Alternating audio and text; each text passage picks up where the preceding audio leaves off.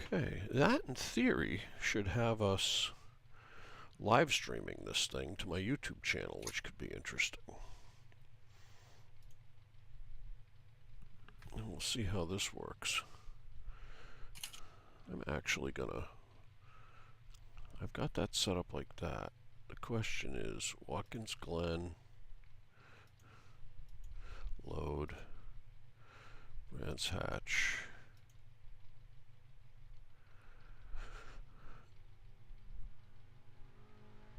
Save. And now we race.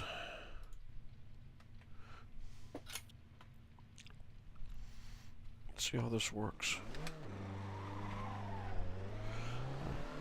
Ooh, this is a bumpy track.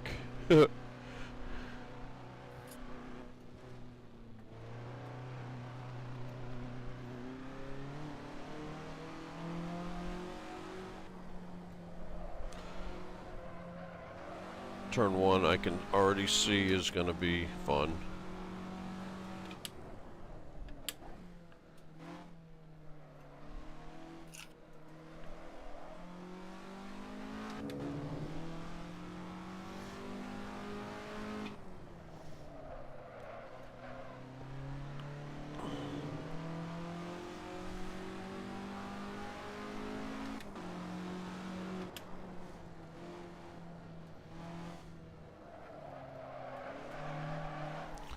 Wow, this track is gonna be tough. Here, are you in here? It's just me and you by the looks of it. Oh, did he leave? Here, did you sign? Did he? Oh, I didn't hear him. No, I didn't hear him.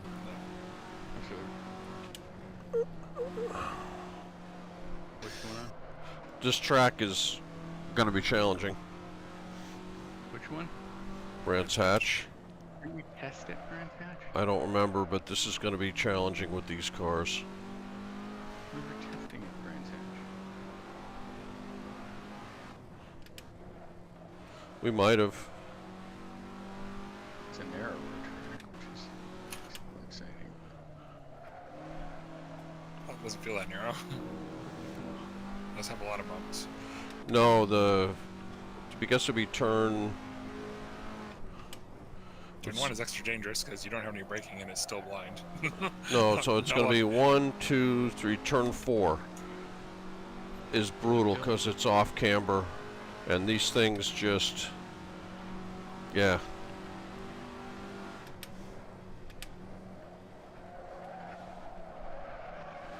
Actually, turn 1's not bad. You just kind of float it through. They do lose a lot of speed drifting, so... You just kind of float it through. It seemed pretty good. I don't know, turn 2, is it that a first gear corner or what? I think I dropped a second after braking under the bridge for that one.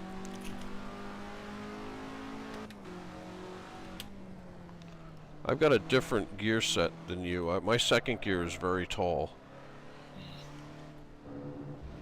And my first gear is very tall.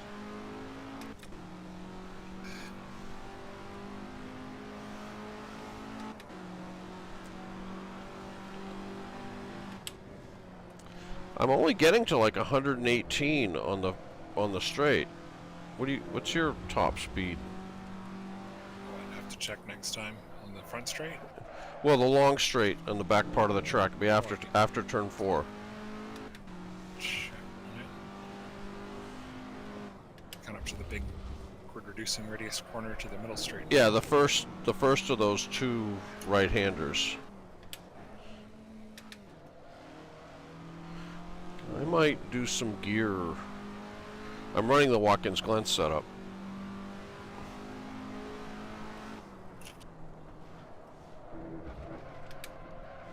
Okay, so on the middle straight, hitting about 118 before braking. Yeah, that's what I hit.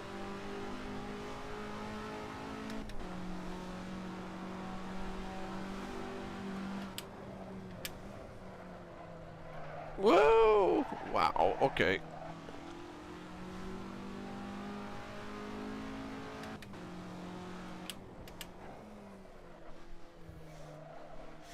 Air, The reason I was passing you, was running you down, was all about the gearing.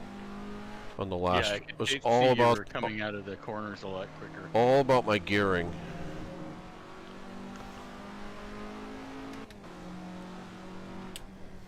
Essentially, I made second gear a little shorter, just a little bit shorter than third, the stock third, and then spaced out third and fourth.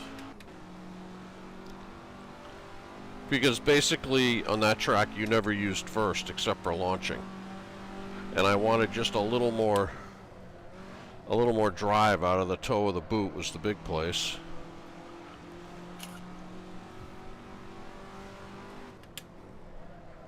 Well, I'm following your slide. Whoa, I'm still sliding.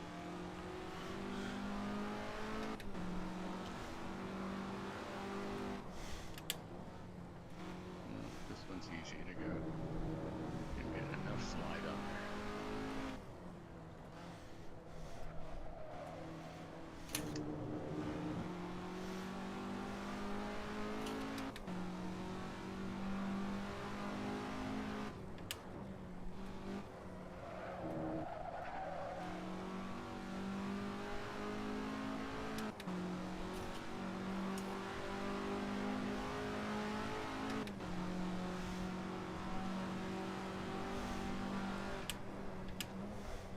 Ah, I goofed.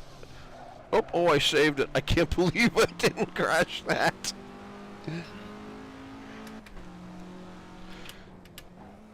Yeah, if you're going to make a video, you need to do the compilation of us crashing into each other.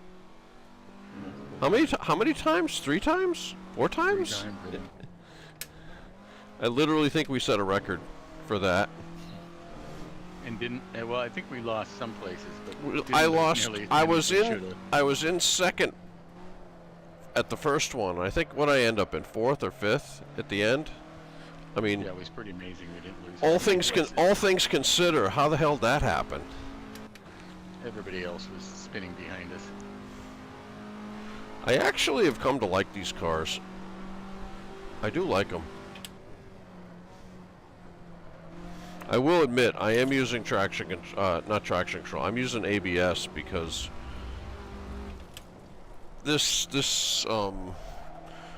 my brakes are I can't modulate the lockup out of it. I had my brakes set down to 50%,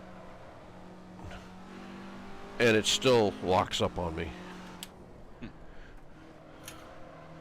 I think it's a Moza thing. I think to fix it, I need to go and change some settings in my Moza wheel setup.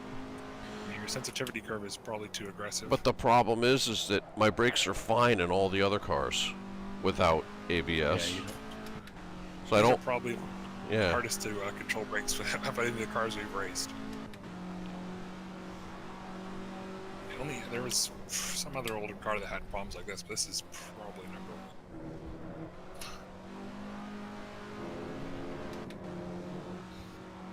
Turning off the traction control now to see if there's any difference. I haven't really noticed a difference so far. No, I like traction control off. It lets me sort of control the slide of the car coming out of corners.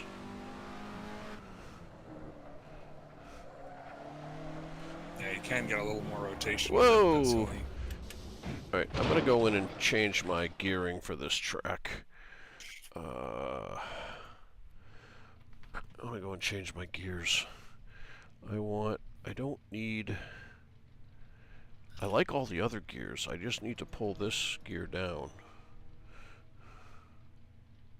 So 86... So I'm 30 points. 96. I need to pull this down to like 100? 99. That's 20. 86, 96. Ooh. Limits. I can't do that with no traction control. 96, 106, I'll leave that. 116. So 35 or so. So 17. 86, 96. 96, 106. So like 102, 10, somewhere in there. Let's try that. See what that does. Let's save it first.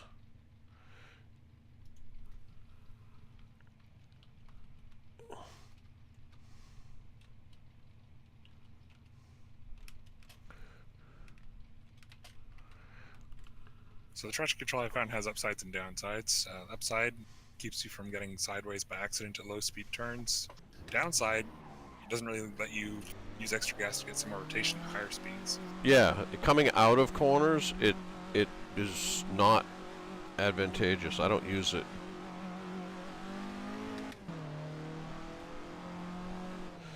Oh, It was fine for most of the lap, but then that second turn, I think it is, the one at the top of the hill, spun it coming out of there.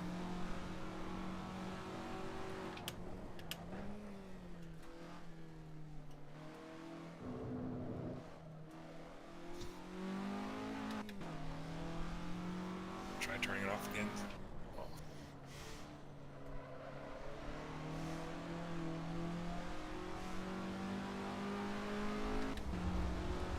I got a question for you, Game Boy, since you're in the quasi family of vehicles. The where's the fuel pump in your, or the fuel filter in your VRT? Turbo fuel filter. I know where the fuel pump is and pre-sock, but filter, I don't even know off the top of my head. Yeah, because in the later Subarus, they put the fuel filter in the gas tank, rather than a nice, easy to get canister type that is very easy to get to in the engine compartment. Now you got to go underneath the back seat, and then it's like this super special design, you know, because God knows fuel filter. Big ring with some fins on it. Well, it's like this whole plastic housing thing that's got like plugs in it, that's in the tank and all this stuff. Oh. And they're, as far as I can tell, they're not even available. I mean, because they say you're supposed to replace them at 60,000. They're not. They don't list them on Rock Auto. They don't show them on like Amazon. Go to, you know, I don't know. I don't think it. I'm not going to really bother with the 60,000 replacement at this point. But the filters generally don't seem to be available at this point. Oh, and to top it off, you know, you get to the fuel tank underneath the back seat, fine, and then you can see where the pump is and everything. In the previous models, you had like 8 screws you take off the gasket over. Now they have a screw on top to it. Oh, You yeah, have to use a special tool to use to take it off. It's like a spanner wrench type thing. Okay.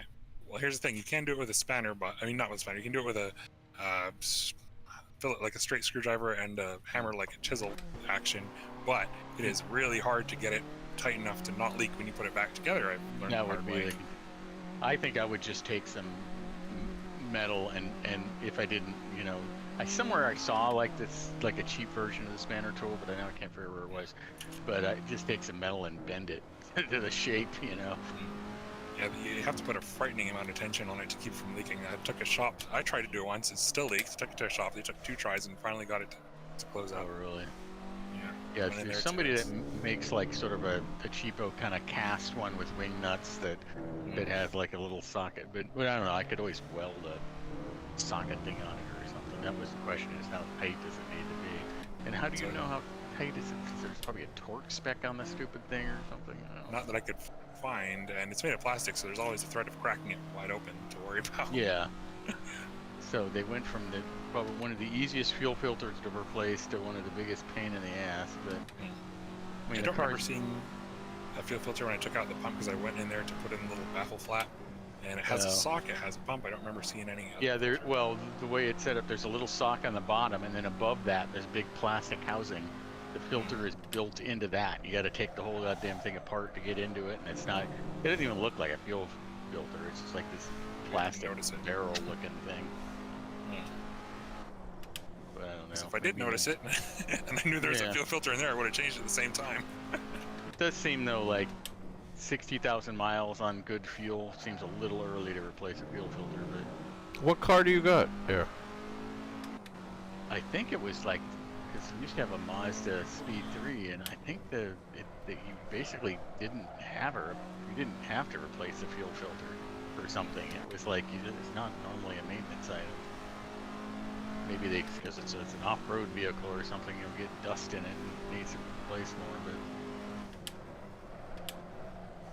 Fuel filters usually last like at least 5 years, 10. Yeah. You would think though, if they were commonly being replaced, they'd be a lot more available. So, because I think the first year they started using that style was like 19, 19 or 20 or something like that. So there's definitely cars out there that have gotten miles or need replacement. Have you checked with the dealer? 19 or 20. If it started at 19 or 20, mine might not have it. Mine's at 2017. Have you checked with a dealer? No, I haven't tried calling a dealer. See if they stock them. Yeah, I think it's probably going to be like $160 or something. Oh, for yeah. a fuel filter. Like, freaking kidding me? Like a little the freaking canister that you could open the hood and replace in 5 minutes previously, and they. One more thing, if you haven't opened it yet, it really needs to have very little fuel to, at least in my toy brew, have to have very little fuel to open it without like gushing gas out everywhere, because I put it down to the fuel warning level where the light was on, and the gas still seemed like it was very close to the opening when I opened it up. Yeah. Because the one thing they suggest, and it's probably just standard procedure though, but you pull the fuel pump fuse and then run the car until it's out of gas to relieve the pressure. They don't have like pressure relief. I know in the old fuel injected cars you'd have like a little Schrader valve. Schrader valve on the rail, but I don't know if they do that in modern ones because fuel pressure might be too high. I mean, you're actually working on a modern car? Fuel pressure, if you like leave it overnight, that fuel pressure will leak out and dissipate. That's true too, yeah. But I don't know. I can't even find the freaking filter at this point, so. But the car's been running on, it's high quality gas or whatever. Wait, is this your wife's Speed 3? No, this is a Subaru Forester. Oh. But we call for a fuel filter replacement at 60,000 miles, which seems a little early for that car. It's Subaru. Yeah, well, they also call for spark plug replacement. I was like, wait a second, I thought spark plugs were considered those suck on flat engines. I thought they were an emissions. Yeah, because it's like 100. Because usually in California everything's it's 100,000 miles because there has to be any emission related thing has to. Wait, a spark plug is considered an emissions part? I don't know. It's like on the Miatas and stuff. I think they're spec'd for over 100,000 miles for the plug. So I thought that was just because it was considered an emissions related or whatever. Well, I think when they went to the iridium plugs, they don't wear down like the old steel ones did. Yeah, well, apparently the Subaru ones do because they say they replace them at 60. So. But is it with iridium? I don't know. It should always be with if it doesn't specify it, then use it because. Oh no, I've put iridium in some cars and they just no. What happened? Just ran like crap. My old some of the old Porsches, I tried them and they just want the good old copper, the champion coppers. Yeah. Yeah. Gaps on heat range. Yeah. Just they ran like crap. Does your Subaru motor use regular-ish spark plugs? Because the ones that F820 is iridium from the factory. But it's like a weird extra long with a really, you don't adjust it, you don't check the gap on it, and it's like that's any modern plug. You don't really check the gaps on modern plugs. But it's like a really thin, pointy-looking little, not like the old style. I haven't pulled them out. Oh, okay, so. And you can do it without taking the engine out of the car if you have like a whole series of special tools that you reach in there with. Well, apparently the Forester though, you can kind of reach in there and get the one thing. Guy says, "Oh, you gotta loosen the motor and lift it up," but another one shows it looks like you can kind of get in there. And the one side you can get to them pretty easy.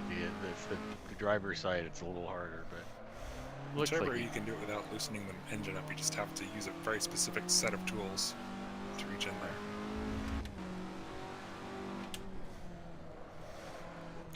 Yeah, you should. Factory manual says just take the engine out. Does it? That seems freaking ridiculously extreme. That sounds like. Especially on a 4-wheel drive car. My God. Sounds like an Audi spec. Change the windshield wipers. Yep, engine out. Yeah, what was it? Somebody was saying to get to the oil filter in some Audi cars, you got to take a frame brace off in the front of the motor. It's like, oh yeah, oil filter. That's not a very common item to replace. You might as well put it behind like 5 different bolt-on items. You know, it's like, what the hell? My Pontiac Montana van, I have to take a frame brace off to take the battery out. Technically, it's got a little corner tube thing. All right, Air, are you still in? Yeah, you Yeah. are. All right, here. Try this setup. This is interesting.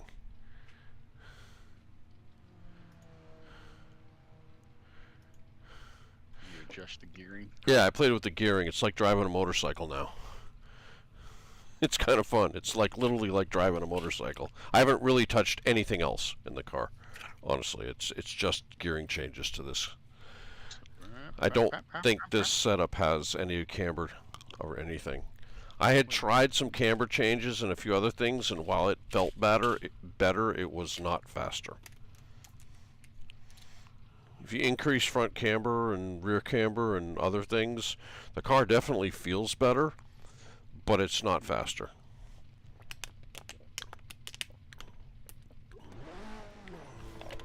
You'll need first gear through turn 2. Everywhere else, second or third, depending on what you discover.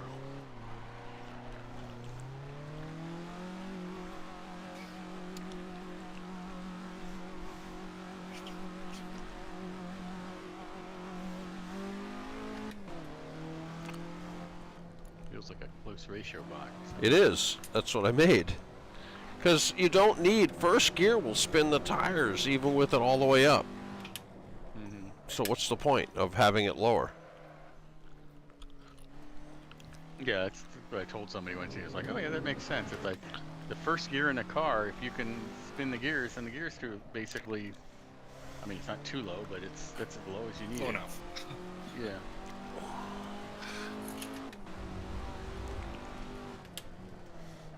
You can spin the. Well, I guess it depends on the power of the car, but. I like this setup because if you goof up a little bit, you don't quite the momentum, you can drop to the second gear through the corner because it's just a little slower. If you really nail it. Like these high sweepers, I can take these in third. And then the second one you can, because it's a little slower, you can just drop it to second. It's close ratio box and you get great pull up to the next corner. Yeah, it's got just enough gear for the straight, but it works pretty well. I just think it makes it fun. I feel like I'm driving a motorcycle engine car.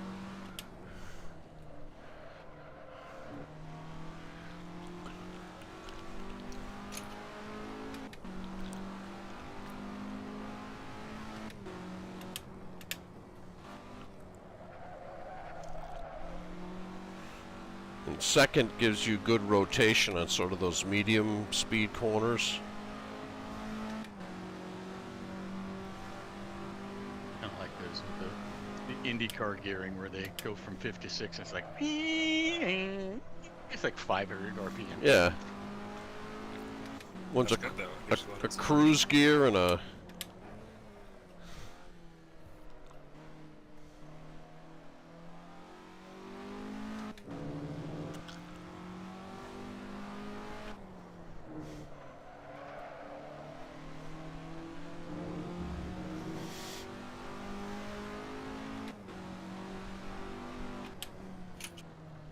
This corner here is my nemesis.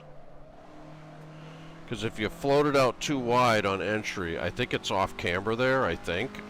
Because normally the road would go, you know, the short course goes the other way, which would camber it the other way.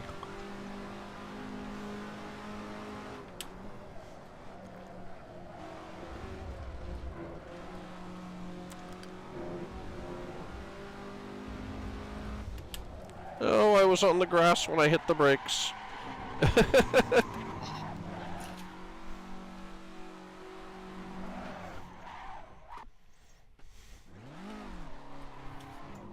Yeah, you just do not want to touch grass. I was up a half second. Oh, my tires are bright red. How did I do that? Oh, it's a slide. Oh, Jesus, I dropped a tire again. Holy crap, you just barely dropped a tire and you were so dead.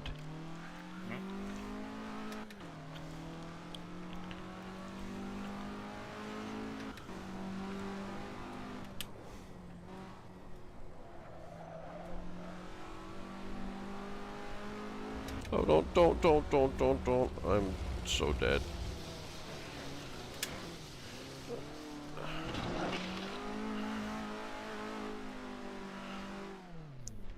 I think there's a concentration problem here.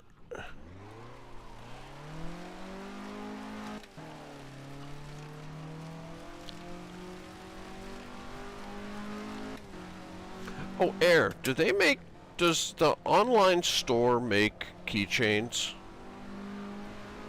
Well, maybe. Probably. Let me see. I haven't looked into it. I haven't looked at it in a long time. I haven't either. I thought I put a post up asking people that won that didn't get t-shirts to post up to me. I really need to take care of that. In fact, I know Game Boy, I think I owe you one. T-shirt? Oh, Yep. Yeah, I think I owe you way back one. when. I- That season I tied with Sauce. Yeah, both you and Sauce get one. If you think of it, PM me, if you can, PM me if you remember, which season it was, and size and a mailing address that I can send something to. I'm trying to get I that. think it's already there. So either 2XL or XL. I mean, I usually get a 2XL. Like I said, please either PM me or email me because I will not remember, and I don't. PMs I saw. Oh, I saw it just now. You probably Lapel pins. You probably sent it to me before, but I have been so busy with work, and I was sick. I got COVID light. I didn't really say anything, but this spring I got COVID light, and it sucked. I didn't test positive. But I was sick for 6 weeks, and I never tested positive. But it was sort of like the flu. But then for the next. I was pretty much over the thing, but energy, for quite a while, it was you get up to do something, go get the mail out of the mailbox, and it's you come inside and it's yeah, I think I'm just gonna sit here, just exhausted. I don't see embroidered patches.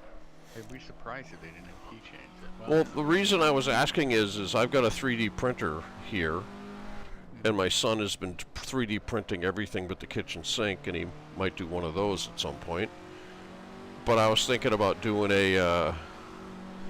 messing around and doing a GP SimSports 3D keychain or something. And no, they do custom shape acrylic keychains.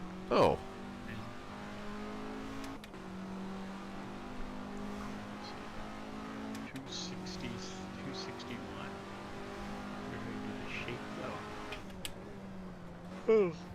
Alright, keep it on the track. Don't slide out too wide. This is the one I die on. Nope, I saved it. Oh, you have to get a minimum of 50 of them. Yeah, no.